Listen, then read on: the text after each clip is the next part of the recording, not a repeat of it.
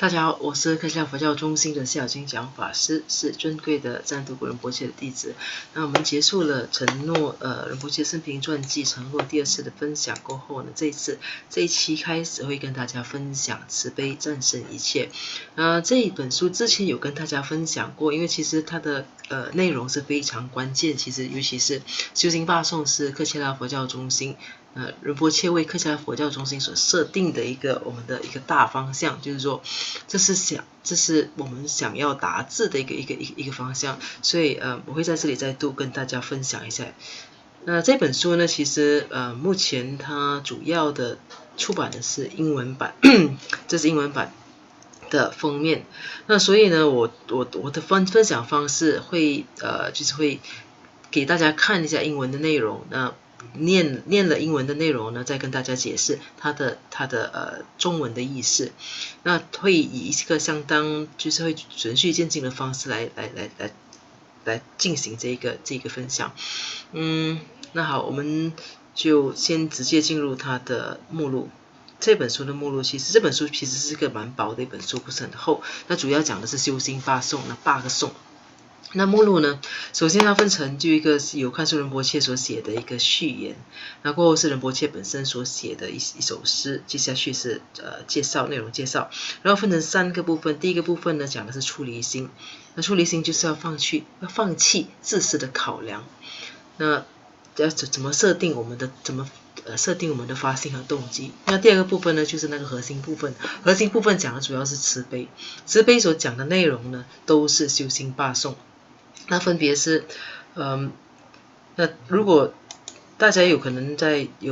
如果克切拉佛教中心的基本上我们的主要的起源文呢，就是法本呢，都会有修心8颂。那如果大家不知道的话，在这里给大家再念一遍。那第一颂呢，我主要只讲标题。那第一颂呢是恒怀真爱，第二颂是思维卑劣，第三颂是极端烦恼，第4颂是愿惜慈宝，第5颂是自受亏损，第6颂四害为师，第7颂暗取他苦，第8颂诸法如幻。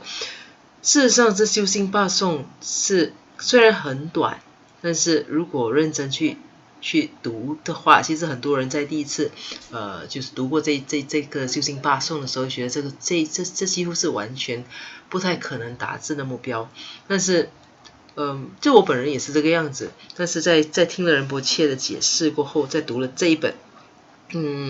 慈悲战胜一切之后呢，我觉得其实这些内容我们在生活中都可以逐渐的去贯彻它，去实行它。其实也不是就是说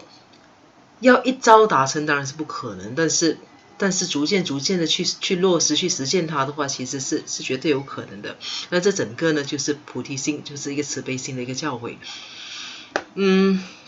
那好，这是修心8颂，就是大的8颂的内容。那接下去呢，到了第3个部分呢，那讲的是智慧的部分，那是主要是教导我们去观想，去冥想关于无常这个现象。所以这本书就大致分成这样子的内容。那我们现在就开始进入它的就是根据这些章节逐渐跟大家介绍。那首先呢，我们先来到这个看书，就是甘丹萨济士的前住持看书仁波切的序言。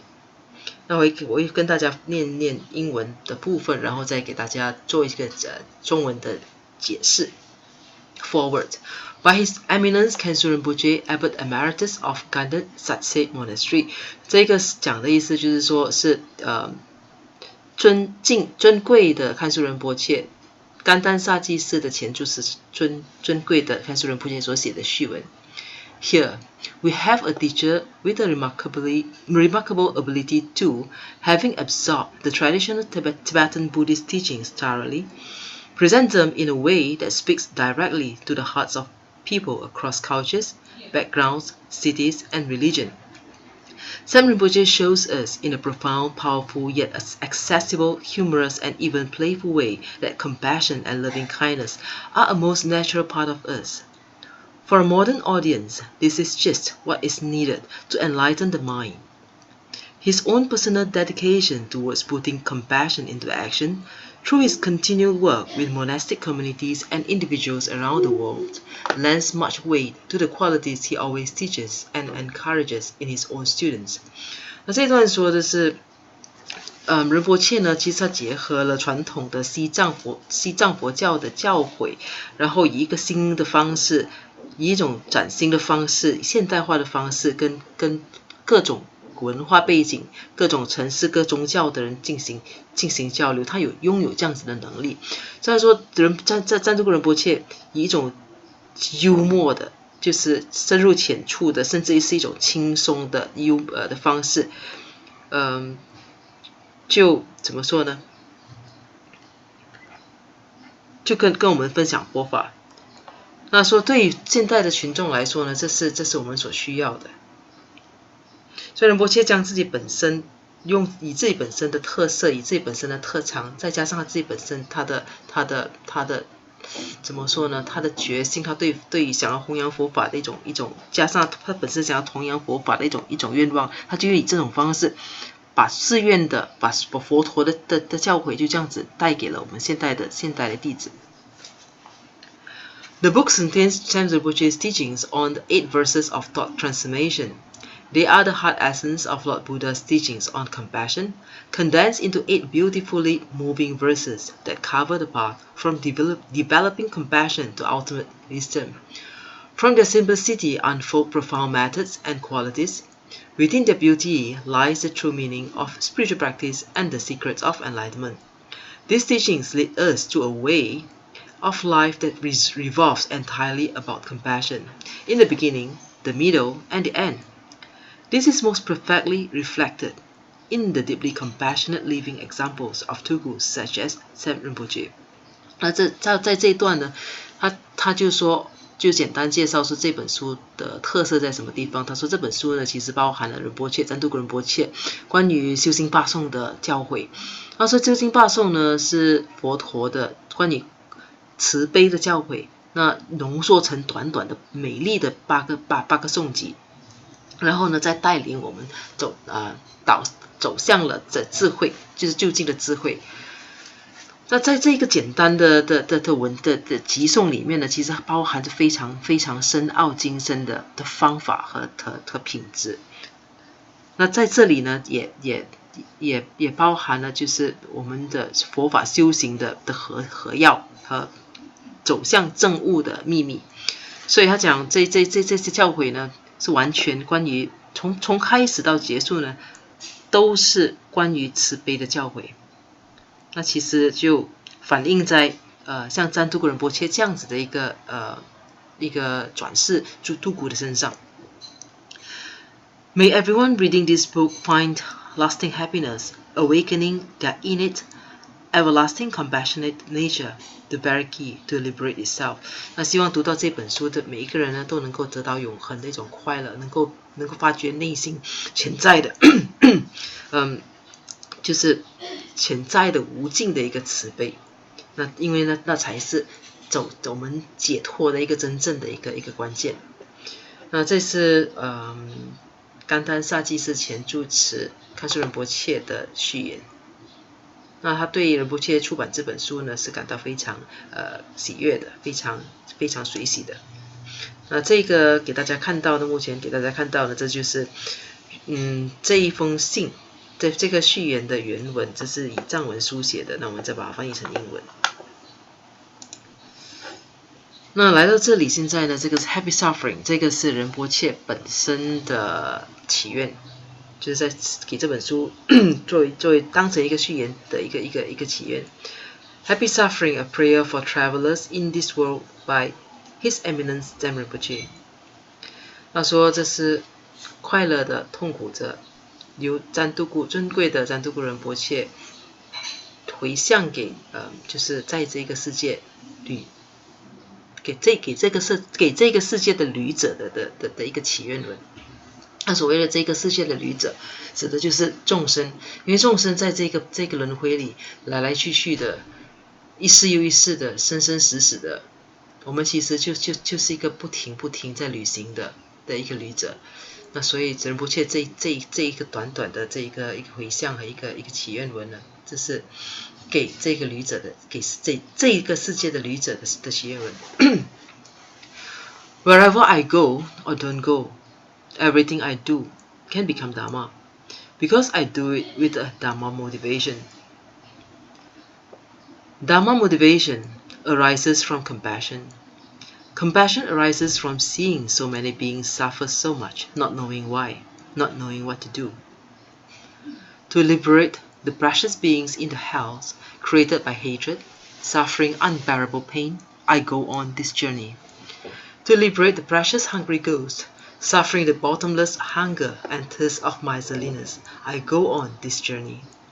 To liberate the precious animals, suffering helplessly and speechlessly, I go on this journey. To liberate the precious human beings, suffering from endless unfulfilled desire, bleeding on the battlefields of birth and death, I go on this journey. 这个内容呢，把它翻成中文的话，它的意思大概是这样子的。他说，这是给世界的旅者的一个祈愿文。无论我到什么地方去，或不到什么地方去，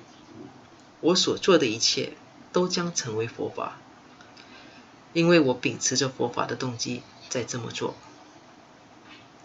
佛法的动机源自慈悲，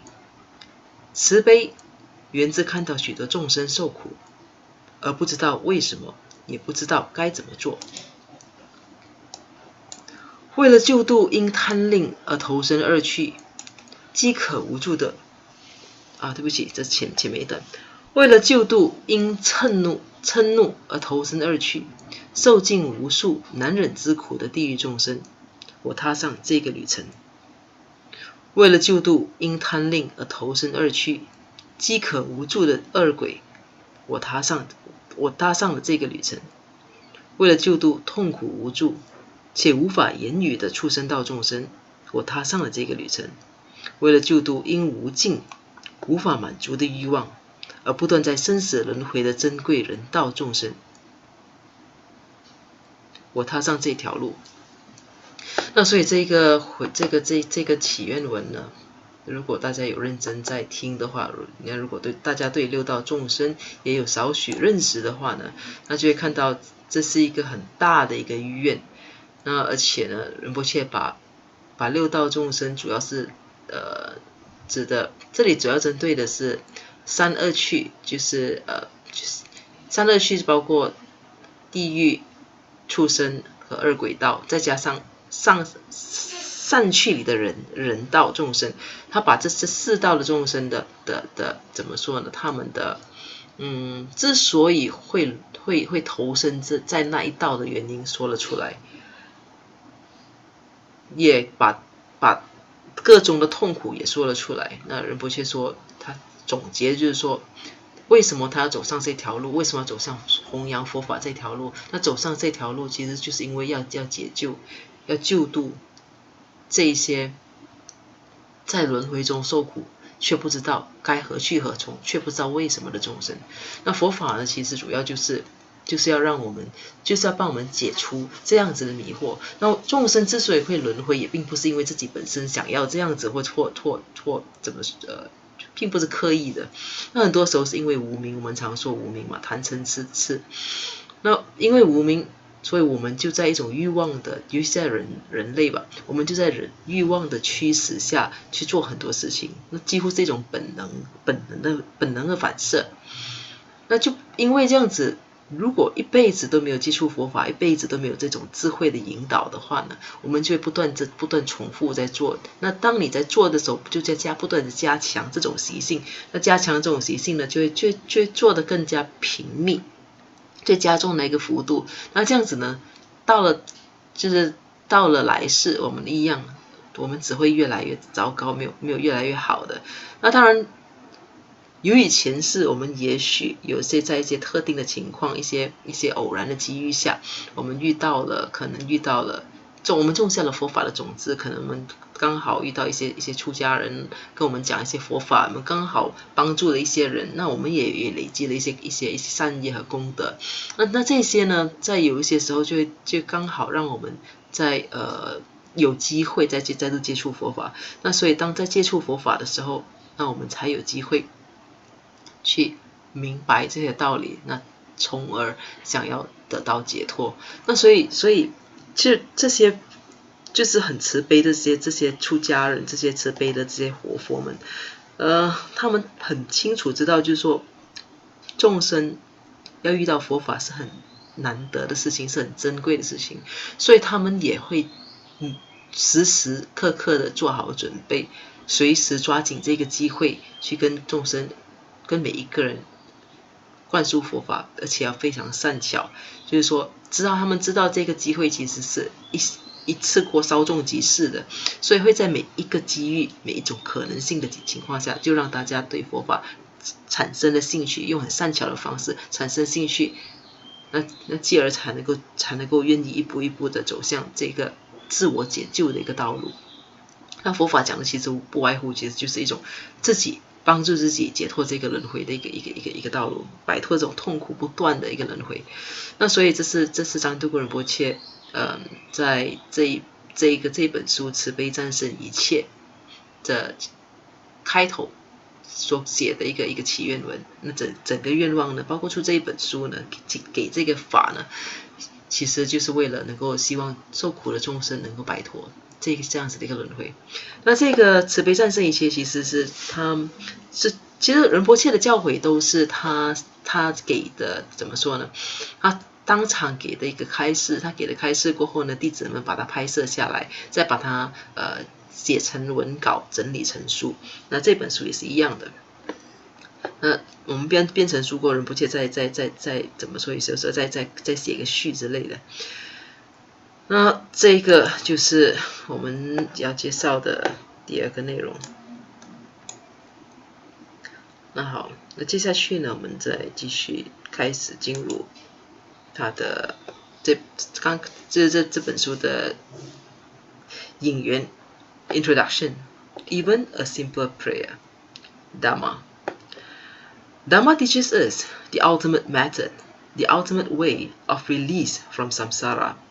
When you receive the Dhamma teachings, when you receive the method and you practice it, you will be able to free yourself from sufferings. 那是刚才我们说过，佛法教导的是什么东西？很多人讲佛法，就是有些人以为佛法可能就是念经啊，或者是到寺院去烧个香啊，或者是就大概差不多是一般人的印象中佛教啊佛法其实大概就这样子的一回事。事实上，真正的佛法是非常浩瀚精深的。那你说浩瀚精深，因为它要用各种各样的方法，就让我们看到最就近的解脱的方法。那他教的其实就是就近的方法，就近能够让我们解脱这个娑婆世界的方法。那所以呢，当我们接受佛法教诲的时候，当我们接受这些方法，然后去开始去贯彻去实践它的时候呢，那我们就能够逐渐的从痛苦中解脱。其实这个东西很多人讲这可能很难，就是说解脱谈何容易，就是有些人修了就是轮回转世了无数次，那还依然在这里轮回，那其实那一定是很难的事情。你是很难没错，但是其实也有可能，就是尤其在金刚乘特别强调人有可能在这一世之间就能够摆脱这个轮回的。其实上师也常常跟我们说，改变看起来很难，但其实一切都只在我们的心念。只要我们的心愿意这么做了，只要我们觉悟，我们当下明白了，那改变其实是那一瞬间的事情。那所以如果说根据这个道理来看的话，如果我们能够明白，让我们在轮回中不断去就是不断重复在这个轮回中浮沉的原因是什么？那如果我们能够去冥想它，去认真去思考，然后去明白了这个道理，下定决心改变，去断除所有的这些恶习，然后转化自己的话，那其实根据这样子的一种推论是绝对可能的。那所以呢，佛法教的就是一种就近的解脱之道。总结第一段，它是一个就近的解脱之道。那只要你真正去贯彻它的话，你就能够解除这个痛苦。那即使你不是完全的贯彻，你不是完全的从轮回中解脱，但是这个过程中呢，它会一点一滴的让我们从生活中的各种烦恼中解脱。那这些如果没有经验的人，你大可去问一些修行佛法很久的，那或者是你可以看到一些寺院的老僧人，那你看到他们脸上总是平和，非常平和。那为什么会平和？平和是因为他们放开了很多，就是还没有证悟，但是其实已经放开了很多，放下了很多，也体悟了很多，而且他们真正去实践了佛法的教诲。那当你开始实践佛法教诲的时候，其实最关键的，我个人的一种经验的就是，很多过去捆绑住的、解不开的，自己给自己加在自己身上的结呢，就逐渐的打开了，人也变轻松了。那其实就这样一步一步，所以修佛法的过程，你可以说正路可能很遥远，但其实也一点都没有什么，都不吃亏的。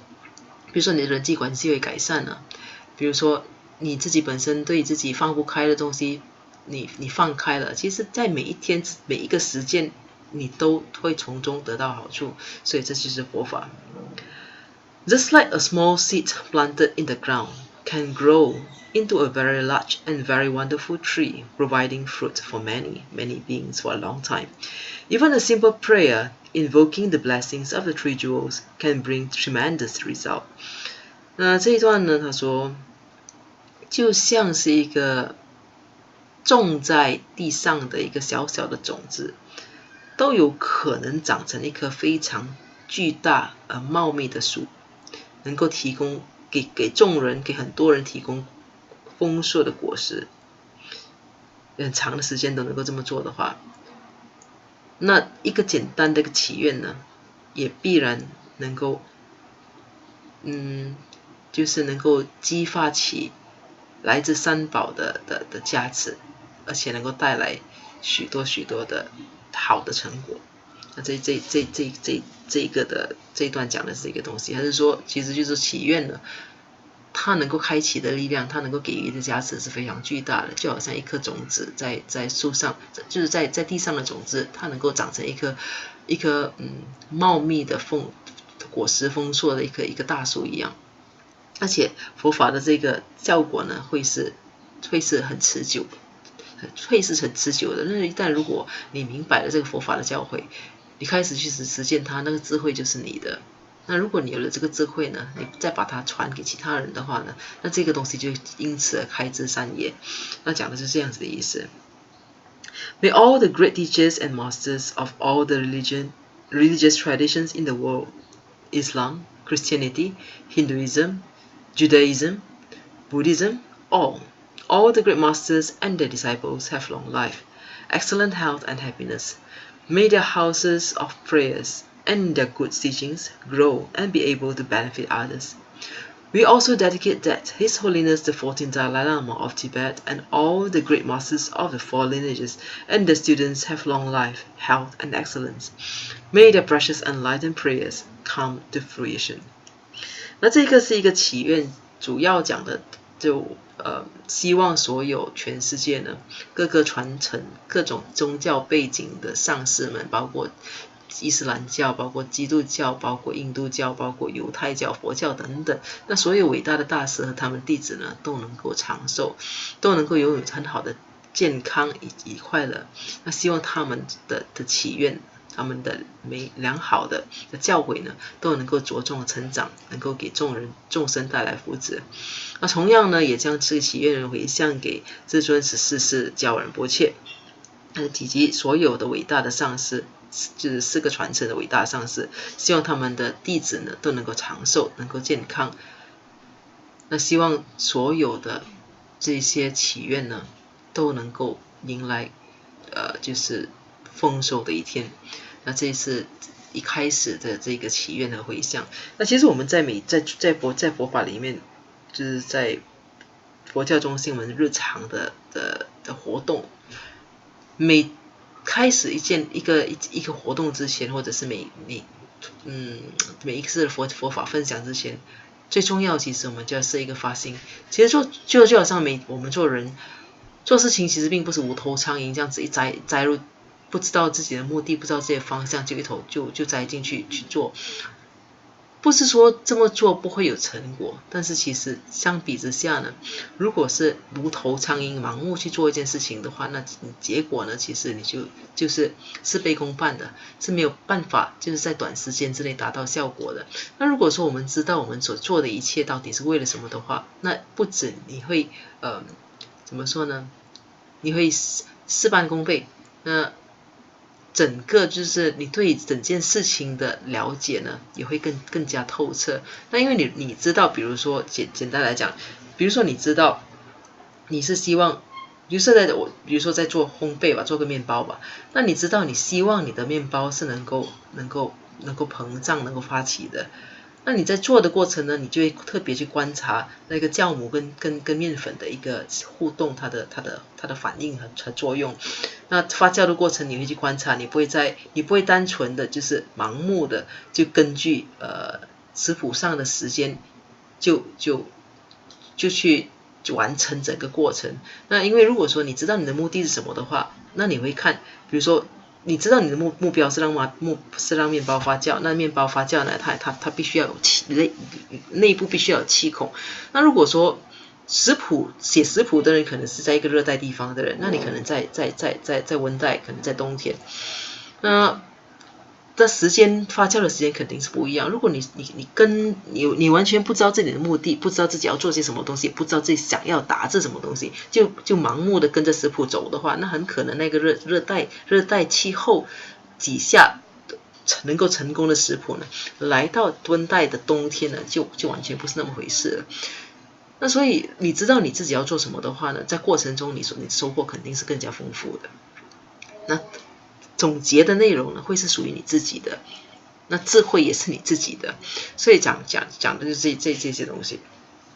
那我们所以在每做一件事情之前，那我们必须要有良好的发心，我们知道我们为什么要这么做，为什么要修佛法。那修佛法并不是每天看到每一个人就来一个阿弥陀佛，或者是每天睡醒就念经，那当然很好，它能够帮我们种下佛法的一个印记和佛法的种子。但比起你知道你要做什么，你知道你的目标是什么，那如果能够知道这些，能够时刻提醒自己这些的话，那做起来就会更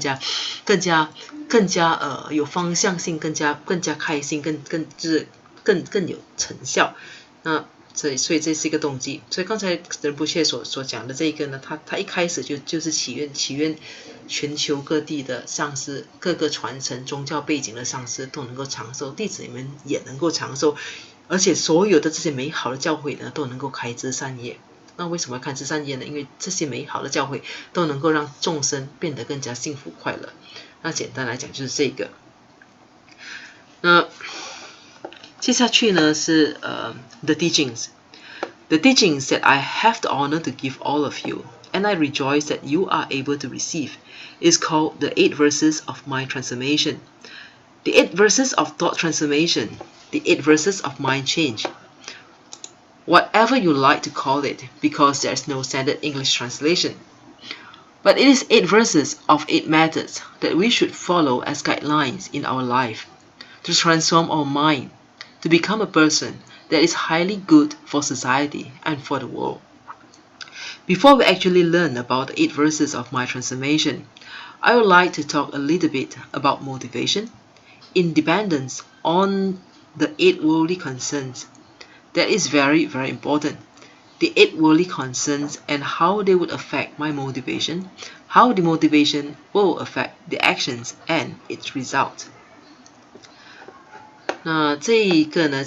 刚才讲的就是讲佛法嘛，讲佛法。那现在切入直接说关于这个教诲了。那仁波切说，他很荣幸的是给大家带来的呢，而且他为此非常随喜的。就是他很荣幸能够给大家带来这个教诲是修心八颂，而且他还说他为自己有机会去曾经接受过，他为大家能够去接受这个教诲也随喜。这个教诲呢叫做修心八颂。那修心八颂他之前有举了好几个翻译。那些其实翻译都是翻译，因为原文其实是藏文。是格西朗日唐巴所写的，格西朗日唐巴，所以都是其他的，不管是英文或者是中文都好，这些都是翻译，所以我们不需要执着于翻译。它主要的我们要知道，就是这主要的这个8个偈颂呢，它指的就是8种方法，我们应该去跟从的8种方法，让我们的生命能够变得更加的美满幸福。那这8种呢，其实就是修行的心要。那个心要是让我们能够变成一个对社会有用，能够对这个地球有作用，而且也能够让我们能够变成一个慈悲的一个人的一个心要。所以这是修行8颂，所谓修行内心的8个心要。Before we actually learn about the 8 verses of my transformation, 这个刚才念过了。他讲，在我们开始去学习这个修行8颂之前呢，仁波切说，他想先跟大家谈谈关于发心和动机，关于这个世间8法。他讲这是非常重要的，因为世间8法，它可能会影响我们的发心，而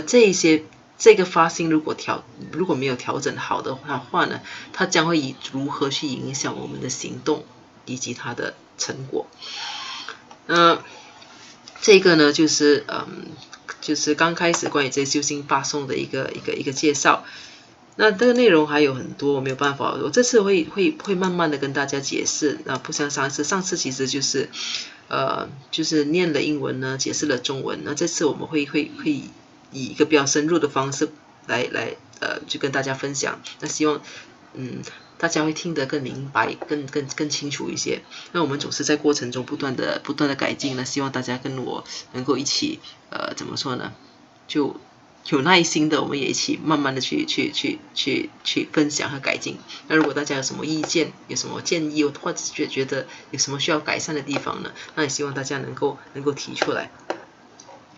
那好，在这一次的分享结束之前呢，我们同样的就我们一起来做一个回向。如宝珍贵菩提心，未生出者愿生出，已生出之菩提愿，岂不退转倍增长？如宝珍贵之空性，未生出者愿生出，已生出之空性宝，岂不退转倍增长？